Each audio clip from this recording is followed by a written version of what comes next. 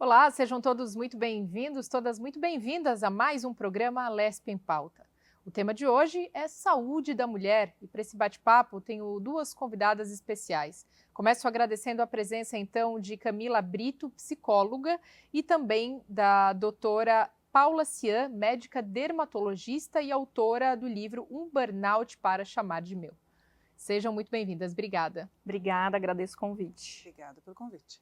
Camila, começa falando para a gente, então, sobre saúde da mulher, né? O quão é complexo. Quando a gente fala em saúde da mulher, a gente não está falando só da parte física, tem a parte mental, a parte psicológica também. Hoje em dia, você acredita que a parte psicológica até tenha ocasionado mais problemas do que a física? Acho que de certa forma se sobressai. Na verdade, essa coisa da gente dividir o corpo físico e a mente já não existe muito, né? A gente vê que uma coisa influencia bastante na outra. E no consultório, no dia a dia, sempre atende mais mulheres, né? As mulheres, elas buscam mais a saúde delas de todas as formas, mas mesmo assim, de forma geral, elas são mais afetadas por alguns transtornos principais, como depressão, transtornos de ansiedade, e aí vários aspectos da vida delas acabam sendo afetados também. Doutora Paula, o que levou a senhora a escrever um livro sobre burnout? A gente sabe que já há algum tempo tem sido uma palavra, digamos, muito ouvida corriqueiramente, né, principalmente dentro do mercado corporativo, não só por mulheres, não só mulheres estão relatando, né, essa estafa mental, digamos assim, mas o que levou, o que motivou a senhora a se dedicar e se debruçar uma pesquisa para um livro sobre esse tema? Bom, primeiro foi baseado na minha experiência pessoal, né, sobre o burnout que eu sofri em 2020. Então eu estava não só na área da saúde, mas eu estava dentro do mundo corporativo também. Então a carga horária era excessiva. E eu quis escrever o livro para mostrar como a gente tem preconceito com a doença. Eu, como médica, profissional da saúde, tive preconceito e vergonha de admitir que eu estava doente. Tive vergonha de falar que eu estava tomando antidepressivo. E o livro é sobre uma construção de vida. Não é assim, eu entrei no trabalho e fiquei doida porque eu tenho um chefe ruim. É uma construção de vida atrás de perfeccionismo, de agradar os outros, de você se anular, se negligenciar. E talvez tenha um pouco essa questão com a mulher, né? A mulher talvez seja mais criada nesse âmbito de agradar o grupo do que talvez o homem. Não sei, uma coisa para a gente conversar. Você concorda com esse ponto de vista, Camila, né, de que as mulheres sofrem, né, por si só, até pela sociedade? A gente não tem como negar que a gente vive numa sociedade patriarcal, numa sociedade ainda em grande parte machista, e isso acaba trazendo alguns efeitos sobre as mulheres. Claro, isso está numa construção ou numa desconstrução, mas grande parte ainda é oprimida por essas questões. Existe um processo aí de desconstruir, mas se a gente for pensar na sobrecarga das mulheres, isso afeta a vida inteira delas, né? O que eu recebo hoje também no consultório são muitas queixas voltadas, por exemplo, para a sexualidade feminina. E aí essa mulher acha que ela pode ter um problema hormonal, que pode ser também, mas muitas vezes não é. O que acontece? Uma mulher que está muito cansada, como que ela vai ter desejo? Como que ela vai ter uma vida sexual positiva? Tudo isso acaba sendo afetado, né? A doutora estava falando, a gente conversou um pouquinho antes, ela é dermato e tudo mais. Problemas de pele, somáticos também, por causa da questão emocional, também são muito comuns. Então, assim, às vezes tem uma discussão, tem um problema ali que não consegue digerir, não consegue resolver, aparece alguma coisinha na pele, aparece uma manchinha, aparece uma coceira, uma alergia. Então, a gente vê que esse cansaço, ele vai extrapolando, ele vai aparecendo no corpo e em vários aspectos da vida da mulher mesmo.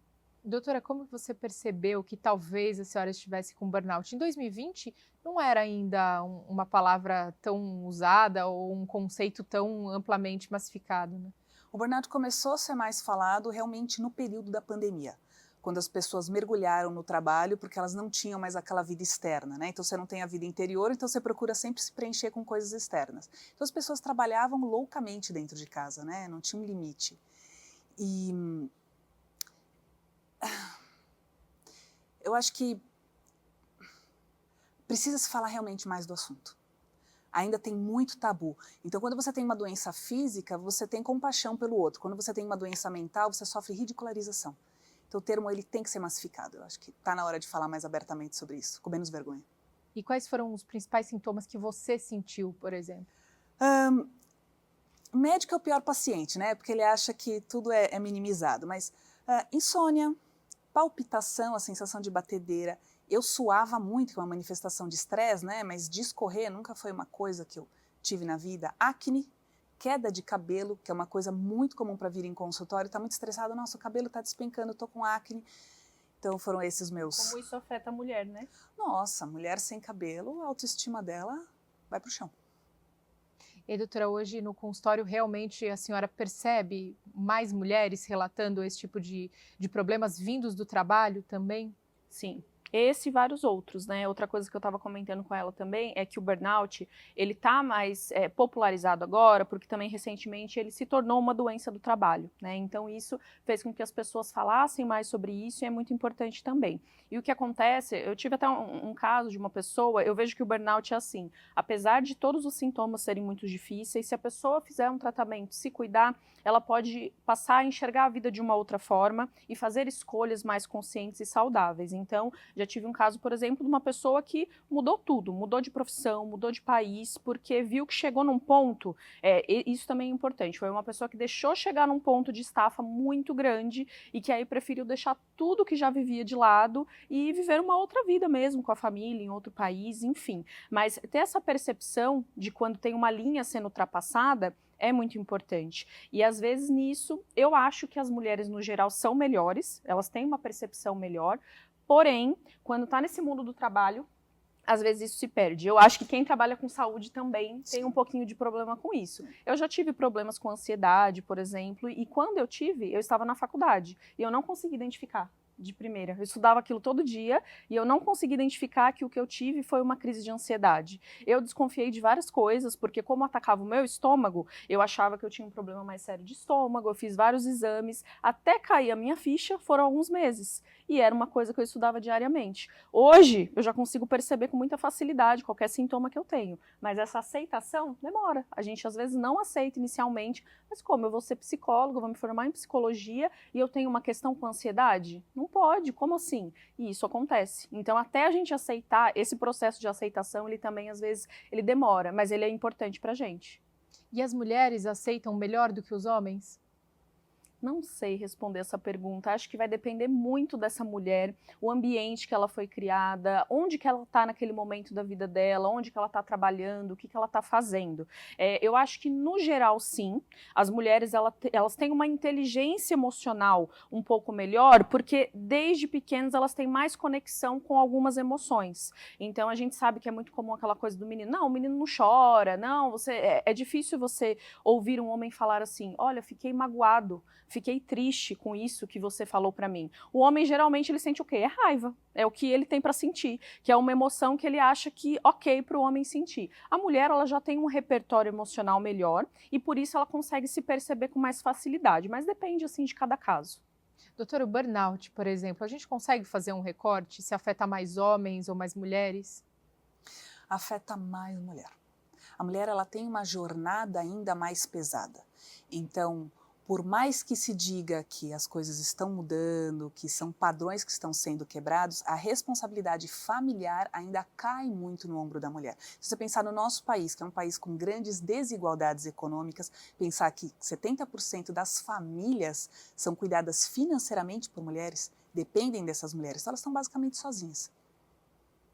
Sim, elas são um arrimo de família. Eu tive a oportunidade de trabalhar na assistência como psicóloga e a gente usava sempre esse termo e vou colocar uma estatística aqui, 70%, 80% das famílias que a gente atendia, quem chefiava, cuidava e era responsável de fato pela família, era uma mulher. Então elas são muito importantes. E assim, o burnout, inicialmente, quando começou a estudar esse transtorno, a gente começou a falar sobre ele era mais popular entre os homens, né? Era mais conhecido entre os homens, por quê? Por causa do pós-guerra.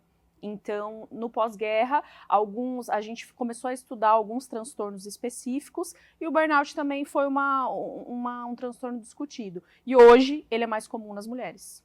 Agora, quando a gente fala em desafios da saúde da mulher, especificamente, quais são os principais? Aqui a gente já citou alguns, né? Essa dupla ou tripla jornada, essa questão até mesmo no trabalho, essa pressão, essa competitividade, muitas vezes, até homem versus mulher, muitas mulheres terem, né, ou batalharem muito mais para se equiparar, de repente, alguns homens em alguns cargos, mas os desafios, acredito, quando a gente fala em saúde mental, são muito mais amplos, né? A senhora citou até mesmo, de repente, uma pressão por conta da questão sexual das mulheres, que é diferente da dos homens, porque realmente são indivíduos completamente diferentes, né? Então, se a senhora puder começar falando um pouco para a gente. Eu acredito que o maior desafio é exatamente esse. Quando a mulher começou a ir para o mundo do trabalho, ela ficou muito focada em fazer tudo que o homem fazia e até melhor. Só que aí a gente não pode esquecer que nós somos diferentes mesmo, temos necessidades e prioridades de vida, propósitos diferentes. Então, se a gente quiser fazer tudo muito parecido com uma pessoa, com um homem, vai ficar difícil. E isso a gente acaba desrespeitando a nossa saúde mental. Então, eu acho que assim, a mulher ela tem que respeitar as prioridades dela. Algumas mulheres têm o sonho, por exemplo, de ser mãe, de viver mais focada na família. Outras mulheres são muito focadas na carreira. Então, essa mulher, ela tem que parar um pouquinho as comparações e entender melhor qual que é o propósito dela, o que ela realmente gostaria de fazer. Porque aí ela vai estar indo num caminho que tem a ver, que faz sentido para ela e que vai gerar menos sintomas e uma saúde mental melhor. Doutora, na sua visão, quais são esses principais desafios que as mulheres enfrentam hoje? Eu acho que o desafio, vamos falar homem e mulher, a questão você vir moldado por um padrão familiar. Você vir moldado por um padrão social que você tem que trabalhar, que você tem que adquirir na vida, então você vai ser feliz se você casar, se você tiver filho, se você comprar tal coisa. Então a gente se perde, né? Essa coisa de você realmente olhar e ver o que é importante para você. E essa questão da mulher ser diferente, ela ter um repertório emocional maior, isso é maravilhoso, mas isso não é bem aceito. Tudo é mimimi, tudo é frescura. Então, para mim, a maior dificuldade é você identificar aquilo que você está sentindo, você falar e você ouvir de família, de marido, de terapeuta, que você está exagerando. Aí, quando você colapsa, as pessoas falam assim, nossa, mas o que foi que aconteceu? Tipo, você é louca? Essa responsabilidade em relação à saúde mental, a mulher costuma ter até com o homem. Porque no consultório, muitas vezes chega um homem e aí eu faço a pergunta, o que te trouxe aqui? Você já fez terapia alguma vez? Aí ele fala, não, eu vim porque minha mulher mandou. Aí, mas como assim? Não, minha mulher mandou, falou que se eu não viesse ela ia separar de mim, então eu vim. Mas é isso. Tá, mas você não tem nada pra falar? Não, pra mim tá tudo bem, é ela que falou pra eu vir aqui, por isso que eu tô aqui. Então eu fico pensando nessa mulher que tem até a responsabilidade com a saúde mental do parceiro dela, das outras pessoas da família, que se preocupa com isso, que manda pra terapia, que cobra a pessoa de ir. É mais uma responsabilidade, é mais uma coisa. E eu vejo que às vezes essa é uma tendência de nós mulheres que a gente precisa aprender a controlar um pouquinho. Então, querer cuidar de todo mundo, querer se responsabilizar excessivamente por coisas que não são nossas responsabilidades. E aí a gente se sobrecarrega. E saber um pouco do limite, né? Eu acho que a gente vem de uma geração de ser Mulher Maravilha. Então, você tem que dar conta de tudo. Começou muito com a geração das nossas mães, que já trabalhavam fora e já cuidavam da casa, e a gente veio com isso potencializado. Então, a necessidade de ser muito boa em tudo e muito intelectualizada também. Então, a gente foi engolindo as emoções. E essa questão de você se conhecer e saber o seu limite. Isso eu consigo, isso eu não consigo, isso não é fracasso. Para mim, uma grande dificuldade foi pedir ajuda, foi entender que eu não ia dar conta. O cérebro desligou de uma forma que eu não sabia mais fazer funcionar o micro-ondas. Isso foi uma vergonha para mim. Olha que absurdo eu ter vergonha de ficar doente. Mas você precisou chegar nesse ponto. Né, para meio que começar do zero. Sim, sim. E aceitar a limitação. E é tão bom de falar, tive uma questão familiar ontem, você não vai resolver? Não vou. Obrigada por confiar em mim, mas eu não vou resolver isso. Não quero. Não estou afim. Não, e não é problema meu. Uhum. Limites mesmo. Agora, Camila, por exemplo, os sinais de alerta, né? Você começou a falar um pouco, mas para quem essas mulheres que de repente estão em casa, se viram em uma ou outra situação, mas quais são os principais sinais de alerta realmente que o corpo, como vocês já disseram, quando a mente chega numa estafa, o corpo começa a dar sinais, né? Muitas vezes dermatologicamente isso se torna mais perceptível, às vezes com uma dor de estômago, às vezes, enfim, com um burnout, às vezes com uma ansiedade, mas enfim, quais são esses sintomas ou os mais comuns, né? Isso varia muito. Olha, Mariana, eu acho que se a gente for pegar no geralzão, assim, dos transtornos, a gente pode pegar a mudança de comportamento. Então, você costumava sempre fazer uma coisa e aí você já não consegue mais fazer ou não tem mais ânimo para fazer. Você cuidava da saúde, fazia alguma atividade física e aí você vai parando, vai ficando desmotivada. Você gostava, de repente, de sair com amigos, tudo mais, e aí você vai parando. Tudo que você vai deixando de fazer, coisas que eram importantes na sua rotina, é um importante sinal. Não vou dizer que é determinante, mas é uma forma até que a gente usa para avaliar.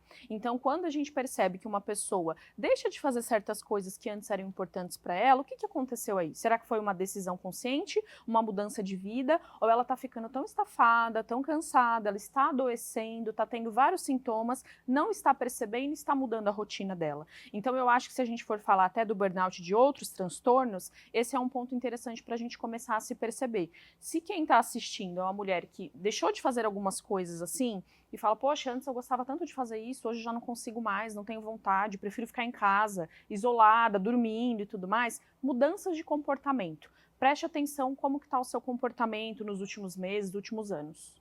Às vezes quem percebe é até quem está de fora, né? Uma amiga, um parente, às vezes você mesmo não consegue. Né? Aquela coisa, nossa, você se cuidava tanto, por exemplo, sempre foi uma mulher vaidosa, e aí de repente parou de se cuidar. Ah, você gostava tanto de ir na academia? Parou. Gostava tanto de sair com os amigos? Parou. Então, são sinais importantes, essa mudança de comportamento. Doutor, e os sinais do burnout? A gente tem ouvido também, claro, o burnout ele tem se massificado, pelo menos esse conceito, ou falar sobre isso, mas também tem sido muito confundido, né, com algumas outras questões médicas, por exemplo. Como saber que são sinais realmente do burnout? O burnout, a tradução dele é síndrome do esgotamento, é queimar até extinguir, essa é a tradução literal. Então, é um cansaço físico extremo que não é um fim de semana, uma semana de férias que vai te recarregar. Você fica prostrado. A questão é que o burnout, ele traz outras características que tem o que a gente chama de overlap com depressão e ansiedade. Então, às vezes, você não faz o diagnóstico certeiro de um burnout que está para chegar, para você falar, você é só ansioso, ou toma só o antidepressivo. Então, o esgotamento físico é o limite. Só que antes disso já vem esses sintomas de ansiedade e essas questões de depressão. Então, por exemplo, a despersonalização. Você deixa de ser você, o que é importante para fazer, para só viver aquilo que é a obrigação. Então, eu me mato pelo trabalho, eu me mato pela família, eu me mato por dar plantão, o que quer que seja. Tudo perde a importância. Então, quando você deixa de viver a sua vida para só focar naquilo, eu acho que é a primeira coisa que você tem que pensar. E ele tem como ser prevenido? Ele tem como ser prevenido, porque se você pensar bem, nós somos um conjunto de coisas. Então, uma atividade física, uma psicoterapia, você cuidar de você estabelecer limite. Não, eu vou trabalhar até tal hora. A partir disso eu vou viver com a minha família, a partir disso eu vou planejar uma viagem, eu vou simplesmente descansar. Meditação, uma alimentação saudável. Então, é o conjunto da obra, né? É você se cuidar como um todo. Bem, agora a gente falou muito sobre os estresses do dia a dia também, né? A mulher tem uma série de coisas para fazer. E aí, Camila, você trouxe uma coisa importante, e a doutora também, que é, olha, não, isso aqui, desculpa, obrigada pela confiança, mas aqui não é um problema meu, eu não vou entrar, né?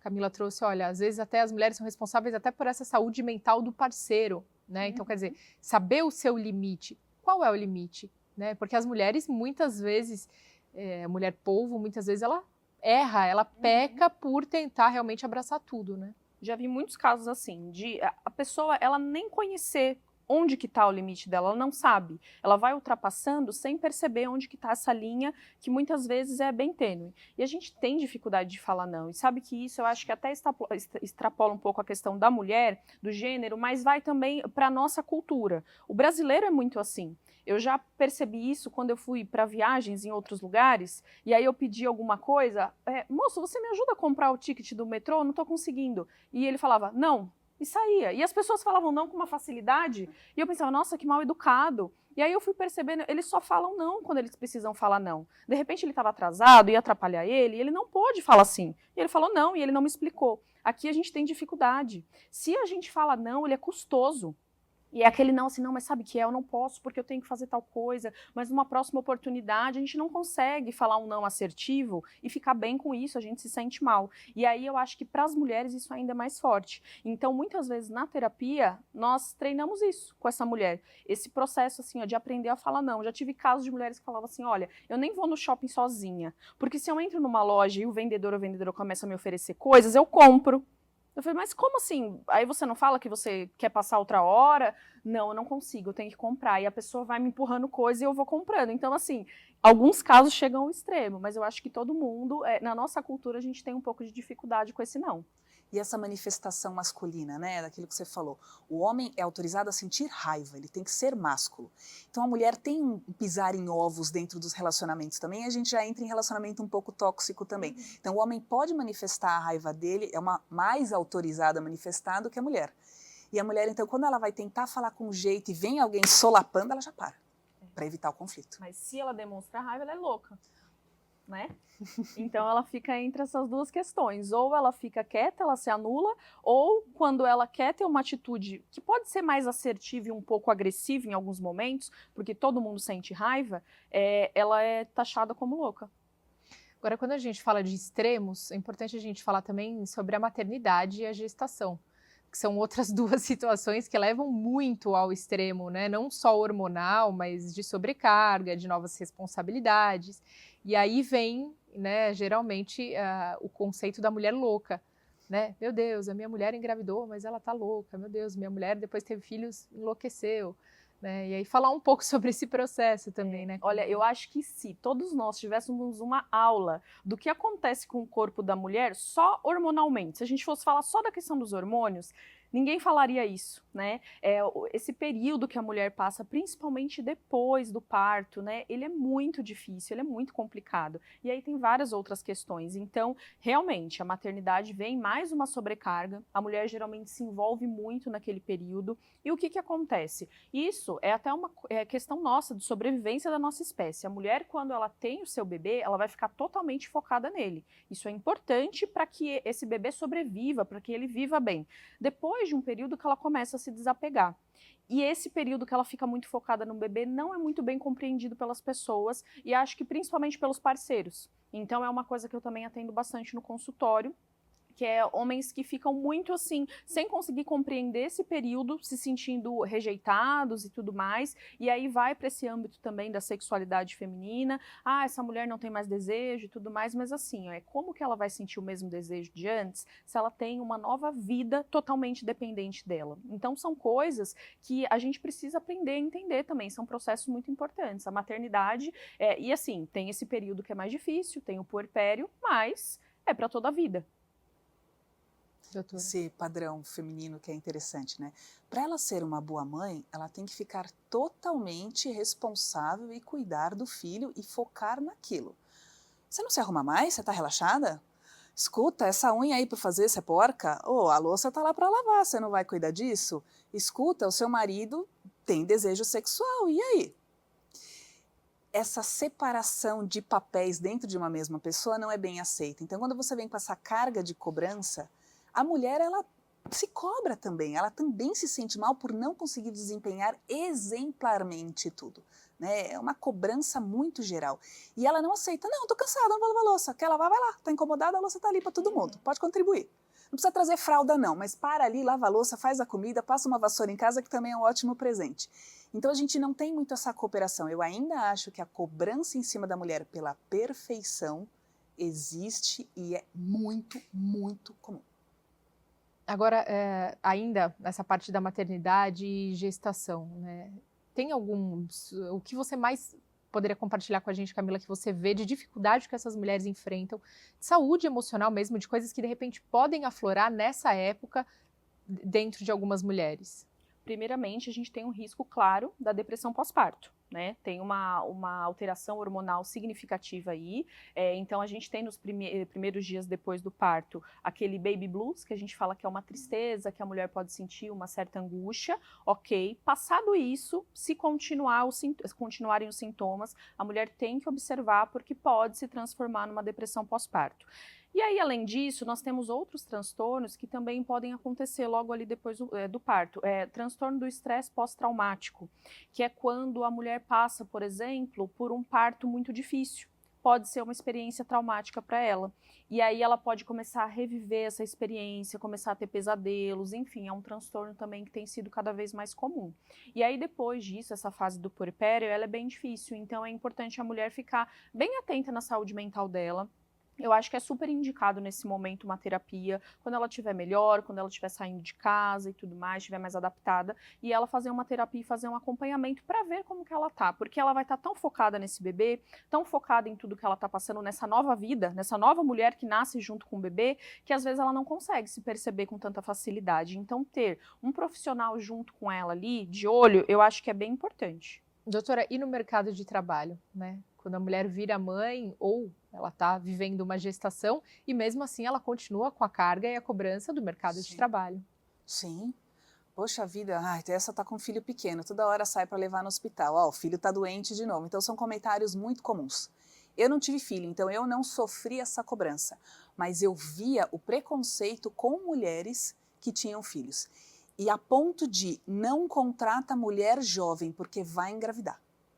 Ouvi muito isso de homens e teve uma promoção que eu não recebi no mundo corporativo porque precisava de homem, porque vai que tem filho. Eu escutei isso. E toda essa mudança física que a mulher sofre, né? Então a gente já tem uma oscilação hormonal durante o mês. Quando a mulher tem filho, esses hormônios caem. Então a cabeça dela, o cérebro dela, toda aquela inundação de hormônio vai embora.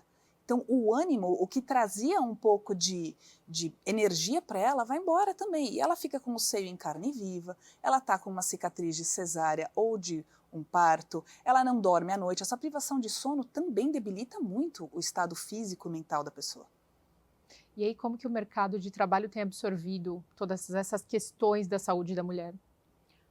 Tá em mudança, né? Eu vejo que tem muita coisa sendo discutida, em mudança, e aí, às vezes, esses preconceitos ficam mais escondidos, mas eles ainda existem, infelizmente. Ainda existe essa questão que você falou de evitar uma contratação, de ficar de olho na idade da mulher, se ela tá num período mais fértil e tudo mais para engravidar, de perguntar como que ela faria se ela tivesse filho, perguntas que às vezes, muitas vezes, não são feitas para os homens. Então, no mercado de trabalho, eu acho que, apesar de existirem discussões que são muito boas, muito férteis, ainda tem muita coisa para ser mudada, muita mesmo.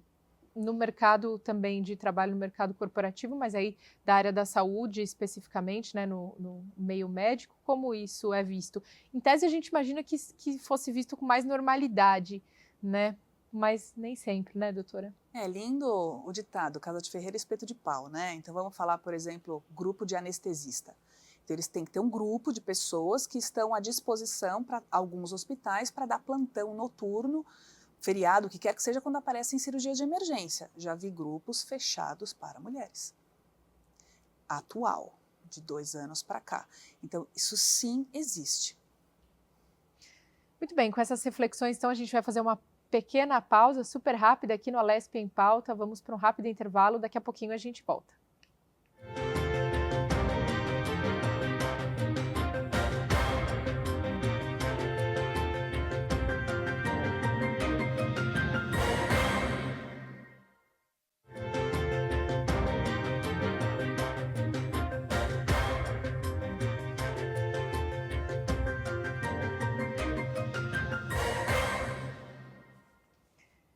Estamos de volta com o segundo bloco do Alesp em Pauta, hoje falando sobre saúde principalmente mental das mulheres. Para isso, tenho 2 convidadas especiais comigo, Camila Brito, psicóloga, e também doutora Paula Cian, médica dermatologista, autora do livro Um Burnout para Chamar de Meu. Mais uma vez, agradecendo demais a presença de vocês e o bate-papo.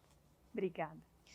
Vamos lá, Camila, a gente falava então aqui nos bastidores um pouco sobre as estratégias, né, para essas mulheres evitarem essa estafa ou evitarem esses problemas que podem vir aí dessa saúde mental quando não está em 100% equilíbrio. Existem algumas? Tem alguns segredinhos ou alguns mecanismos, como que a doutora Paula falou, por exemplo, saber dizer não, né? Você também citou como isso é comum em outros países, né? E no Brasil, o brasileiro realmente ainda não conseguiu adquirir a cultura do falar não, né? Sim. Às vezes, quando eu estou atendendo uma mulher e ela traz algumas questões no consultório, eu pergunto, fala para mim quais são as 5 pessoas mais importantes na sua vida, pelas quais você faria tudo. E aí ela sempre cai nessa armadilha que eu faço, porque aí elas colocam 5 pessoas, mas elas não se colocam entre essas 5 pessoas.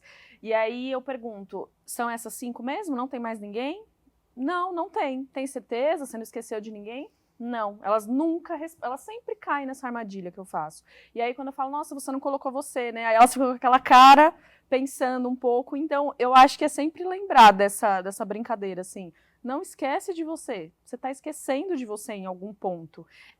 E aí, assim, às vezes é até fazer um resgate de lembrar de alguns períodos em que aquela mulher vivia melhor, com mais leveza, mais feliz. O que ela fazia naquele período? Como que ela se cuidava? Então, acho que não se esquecer é muito importante. E aí, a terapia, ela ajuda com isso. Ela ajuda você ficar sempre de olho, ficar ali com uma régua, porque com as coisas do dia a dia, rotina e tudo tão corrido, é muito fácil deixar essas coisas de lado e cuidando de tudo, né? Entrar nessa coisa da Mulher Maravilha e querer dominar o mundo e cuidar de tudo. Então, eu acho que a terapia ajuda bastante nisso, e aí ela vai ramificando para outras coisas, como a doutora tinha falado, atividade física, autocuidado envolve muita coisa, né? Então, autocuidado não é só uma rotina de skincare, alguma coisa do tipo, apesar de eu achar que também é legal, porque é um tempo que você está dedicando para você, mas tem muitas outras coisas, a questão de falar não, de melhorar as suas relações. E como que você melhora as suas relações?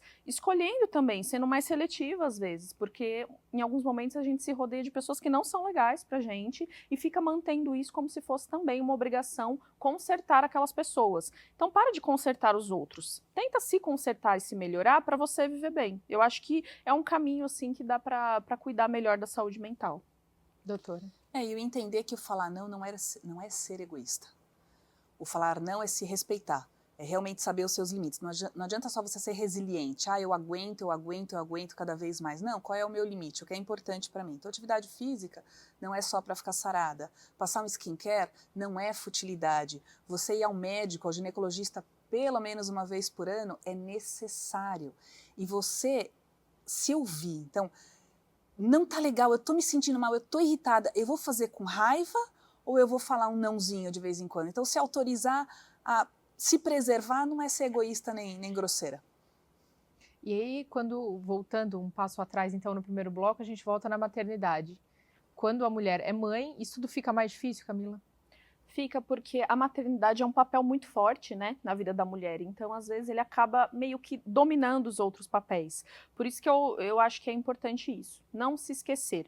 É muito fácil que a mulher deixe alguns aspectos da vida dela de lado. Eu falei da sexualidade porque geralmente é o primeiro. É um dos primeiros, que a mulher fala, não tenho nem tempo para isso, não quero nem pensar nisso, deixo isso de lado, porque agora tem muita coisa para ser feita. Eu trabalho, né, com grupos de mulheres, trabalhando especificamente a sexualidade feminina, e eu vejo que é isso, são mulheres incríveis, bem-sucedidas, algumas são mães, outras não têm vontade de ser mães, elas estão desenvolvidas em vários aspectos da vida. E aí quando você fala, e como que tá a sua vida sexual? Aí vem a questão. Por quê? É deixado de lado. E isso é importante porque a libido é a nossa vontade de viver, é a nossa energia para a vida, para realizar coisas, para ter projetos, sonhos. Não é só para o sexo que ela serve. Então, manter essa libido ativa na vida da mulher é trazer para ela muita vontade de viver e muita saúde mental.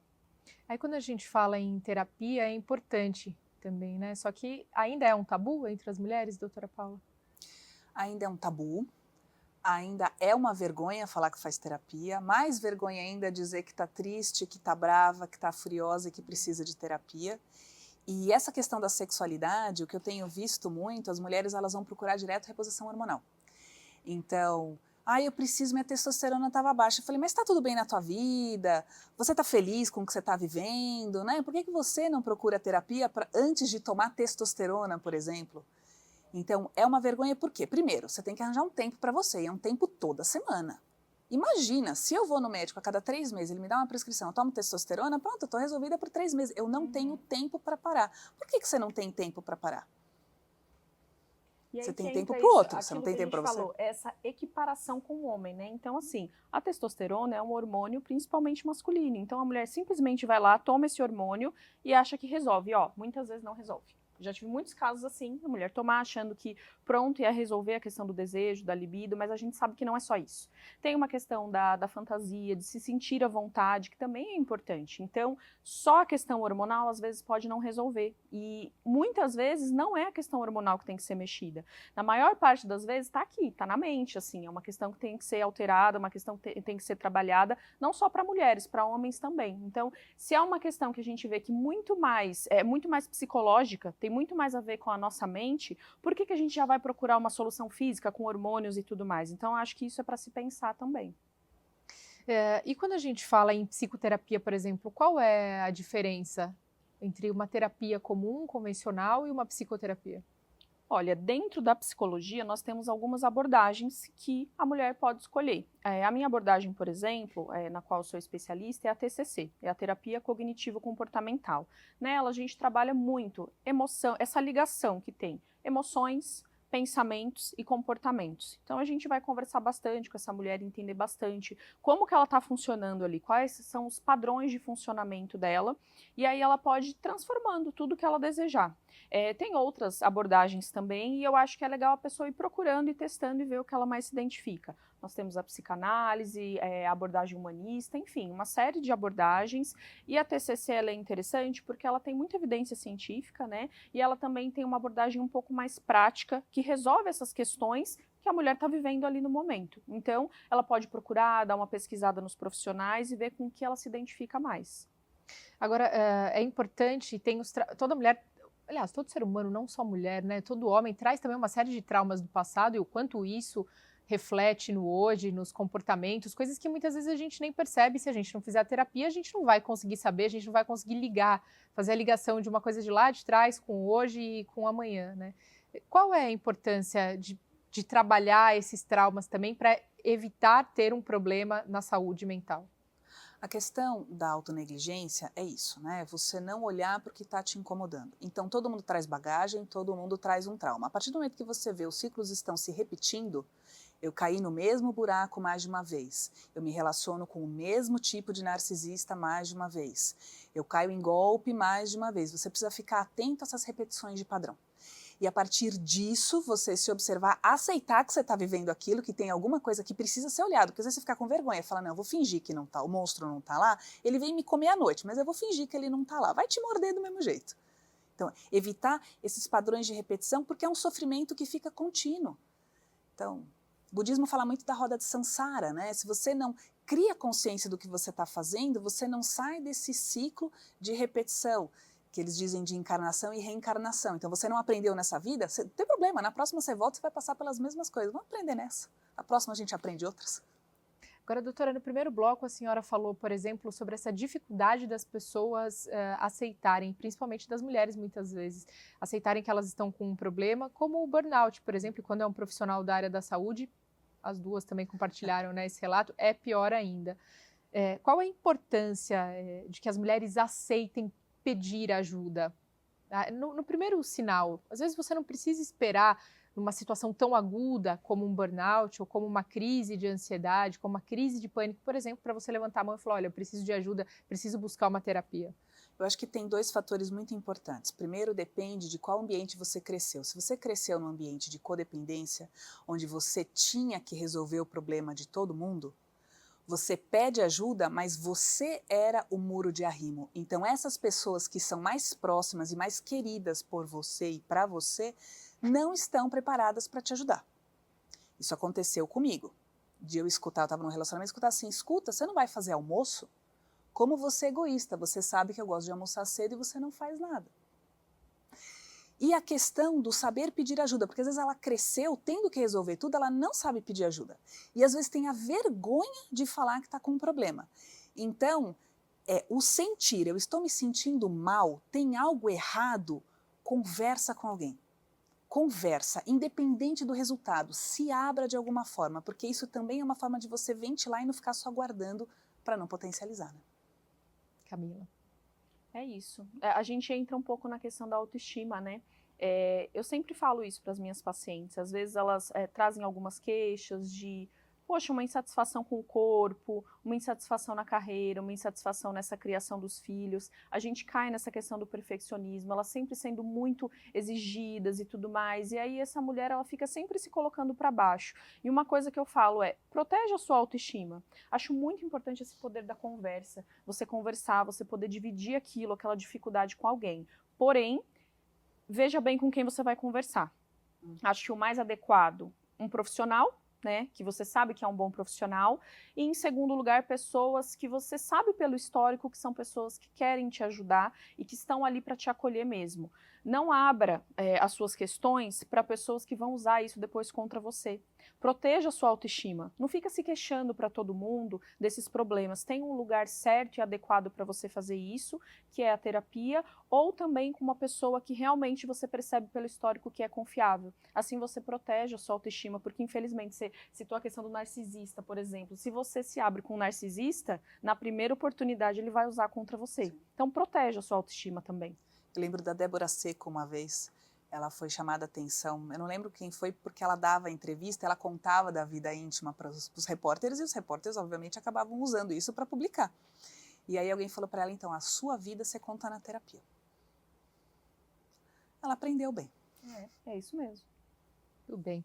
Agora, a gente está falando até aqui de um certo perfil, digamos assim, cultural e socioeconômico de mulheres. Mas e aquelas mulheres com algum grau de vulnerabilidade ou aquelas mulheres vítimas de violência, por exemplo, seja uma violência psicológica ou uma violência física, né? Isso tudo muda muito, imagino também, a esse acesso, principalmente quando a mulher não tem uma condição, não tem um acesso realmente social, não consegue pagar por uma terapia, não consegue, né? E aí ela precisa recorrer ao Sistema Único de Saúde, por exemplo, esse apoio do Estado, para que possa também ter essa mesma, digamos, regalia, né, que as mulheres que têm uma vida mais estável conseguem. Sim, a terapia ela ainda é vista isso como dessa forma, como uma regalia, né? Uma coisa que poucas pessoas conseguem manter e, de fato, é difícil mesmo de manter. Tem algumas opções. Eu acho que, assim, para a mulher que está numa situação de vulnerabilidade social, sempre procure a assistência social da cidade e busque saber dos projetos que existem, porque existem municípios que têm programas muito interessantes na assistência e que vão oferecer atendimento em grupo ou mesmo atendimento individualizado gratuitamente. Isso é muito legal. Outra coisa que a gente tem também é legal pesquisar, são clínicas escola. Tem alguns lugares, algumas universidades que tem clínica escola, onde você consegue fazer o atendimento terapêutico ou gratuitamente ou pagando um valor irrisório, assim, um valor bem abaixo mesmo, um valor simbólico. E aí eu acho interessante essas pessoas procurarem para saber desses serviços, que são super importantes. E aqui em São Paulo, desculpa, uma porta de entrada muito importante são os postos de saúde, né? As unidades básicas de saúde. Então, é procurar no seu CEP qual é o posto de saúde mais próximo, porque se não tiver, tem como referenciar. E aí a gente pensa também que só grandes mercados corporativos, né, ou grandes corporações, essas mulheres podem ter um problema de burnout. Mas em algumas outras atividades que tidas como de repente mais mais manuais, realmente, essa mulher pode também ter um burnout, né? E é interessante porque assim, o burnout ele foi cunhado em relação ao trabalho. Mas por que o estresse pós-traumático não pode ser uma coisa comparável, por exemplo? Então, uma mulher que tem um trabalho manual, digamos, ela está na lavoura, ela tem condições de vida ruins, trabalha muito, ganha pouco, não tem saneamento básico, tem vários filhos, é sozinha. Claro que ela pode ter um burnout. E aí, que tempo ela tem para procurar ajuda? Com quem que ela vai contar? Então, essas unidades de saúde, se presentes, às vezes são a porta de entrada. E você falando disso, doutor, eu logo pensei nessa questão. A gente pensa, burnout, trabalho. Mas o que é trabalho? E a mulher que fica o dia todo em casa, cozinhando, limpando, cuidando das crianças, fazendo absolutamente tudo e um pouco mais. Isso é trabalho. Hoje a gente já sabe que esse é um trabalho invisibilizado, que vale muito, mas que não é considerado pela maioria das pessoas no trabalho. Essa pessoa também pode ter um burnout. É um Também plantão trabalho. contínuo, né? Você não sai daquilo. Então, imagina, você tem filho, 24 horas por dia ligado, mas o serviço da casa continua. Teve um caso muito interessante que eu atendi recentemente no consultório. Um homem chegou com uma dermatite, ele tomava 4 banhos por dia. Ele estava muito estressado, então ele literalmente arrancava o couro no banho. Filho de 1 mês, pandemia, a esposa de licença maternidade e eles não podiam receber ajuda de pessoas externas. Então, ele teve que aumentar a carga de serviços domésticos e ele não estava conseguindo lidar com aquilo. Então, além de dar assistência para a esposa, para o filho, teve que lavar, passar, cozinhar, fazer faxina. Então, ele entrou num burnout. E aí, quem fez o diagnóstico fui eu. E aí, eu tive que encaminhar para a terapia. Porque ele não estava conseguindo dar conta com todos aqueles afazeres. Eu ainda brinquei com ele, falei, você está de parabéns. Agora você sabe o que muitas mulheres passam? Parabéns, você está em outro nível.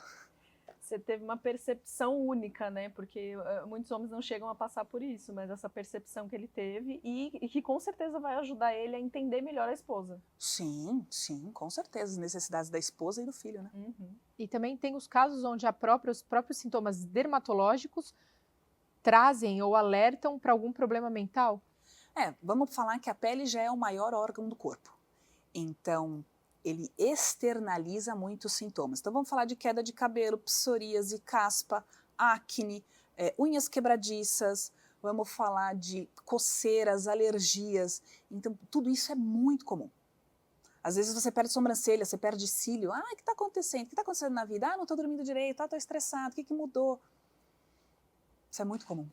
Camila, você recebe muito isso no consultório também? Mulheres ou homens que perceberam, de repente, quem fez o diagnóstico foi uma dermatologista ou que deu o primeiro start ali e Pelo menos percebeu a raiz? nos casos que eu atendo, mais comum é entre as mulheres mesmo. Então, às vezes é isso. Nossa, nunca tive isso, saiu uma manchinha agora e tá coçando, a ponta dos dedos e tudo mais. E aí você pega a situação que apareceu aquilo, vai entender o que aconteceu e aí você encontra os gatilhos. Aí a gente começa na terapia a trabalhar os gatilhos e isso é muito legal, quando a gente vê que a gente consegue trabalhar aquele padrão repetitivo que a pessoa está e que às vezes ela está vivendo aquilo já há algum tempo e toda hora o corpo avisa de algum jeito, ele vai mandando algum tipo de sintoma. Dor de cabeça constante, enxaqueca, problemas no estômago, problemas de pele. E aí, quando a gente consegue quebrar um pouco esse padrão e mudar, aí a pessoa para de ter essa sintomática. Então, às vezes, mesmo passando alguma medicação, alguma pomadinha, pode acontecer de não sumir. E aí, com esse trabalho de quebrar esse padrão, se for de fundo emocional, aí ela para de ter o problema. E avisar que ela vai sentir culpa, né, no começo. Ela, meu Deus, estou saindo do padrão, as pessoas vão começar a cobrar em volta. Então tem que ficar firme ali. Às vezes muita gente fala, né? É porque eu comecei a fazer terapia e não sei quem falou pra mim, nossa, depois da terapia você tá pior. Eu achei que você ia melhorar e você piorou. Mas assim, você piorou pra quem, né? Às vezes quando você estabelece os limites que a gente tá falando, você piora para as pessoas que gostavam das coisas do jeito como estavam, né? E aí essa percepção também é difícil, porque aí a pessoa fala, nossa, você piorou? É para isso que você faz terapia? E aí você tem que se manter firme e continuar. E aí, para que a gente possa finalizar, só falar sobre a importância de políticas públicas que falem e que falam sobre, então, a saúde da mulher, né? Agora nós tivemos recentemente aprovadas algumas políticas pelo próprio governo do estado que dão e ampliam também uma atenção a essa saúde mental da mulher, a saúde básica da mulher, inclusive falando das mulheres que a gente estava falando aqui, em algum grau de vulnerabilidade também, né? Quão importante é essa atenção do olhar público? Eu acho que é um início de tudo para que essas mulheres tomem consciência, né, da importância da saúde mental na vida delas, porque quando a gente fala de mulheres em situações de vulnerabilidade, muitas vezes elas nem têm tempo para se dar conta disso. Então, como é importante ter esse acesso, chegar de repente na assistência social do município, saber os projetos que estão ali, o que existe para atendê-la nas suas necessidades. Então, acho que isso é importantíssimo. E algumas coisas têm que vir de cima para baixo. Não dá para a população iniciar sozinha. Tem alguns conhecimentos, algumas coisas técnicas que precisam vir de cima para baixo. Então, essas políticas públicas, elas são de fundamental importância. E se o próprio governo conseguisse veicular mais, e não é veicular só num folderzinho ou na UBS, não, bater de porta em porta, ir às empresas, ter esses assistentes sociais mais ativos também nos domicílios, né? E aí, antes da gente finalizar, eu gostaria que a doutora Paula colocasse aqui o livro também, pode ajudar muita gente, né? Um burnout para chamar de seu. Pode ajudar aí muita gente depois desse tema aqui que nós falamos, né, doutora? A questão é falar sobre uma construção de vida, é realmente falar como a gente vive uma vida de buscar agradar e nutrir aos outros, identificar esses padrões, conseguir se libertar para ter uma vida mais leve. Maravilha, gostaria de agradecer demais aqui, ó, mais uma vez, a doutora Paula, a autora do livro, então, Um Burnout para Chamar de Seu. O Mineirinho está aqui fechado. Obrigada, Ale, nosso DTV, para colocar aqui. Camila, mais uma vez, muito obrigada pela sua presença. Doutora Paula, eu que agradeço. Um prazer. Obrigada, viu? Agradeço, obrigada. Quem quiser também acompanhar meu trabalho, onde eu mais assim atualizo é na minha rede social, no Instagram mesmo, Camila Brito, Brito com 2 T's, Psi. Quem quiser acompanhar, mandar mensagem, enfim, obrigada. Maravilha. Agradecendo demais a todos vocês que nos acompanharam até aqui e até o próximo Alesp em Pauta. A gente se vê ao longo da programação da Rede Alesp.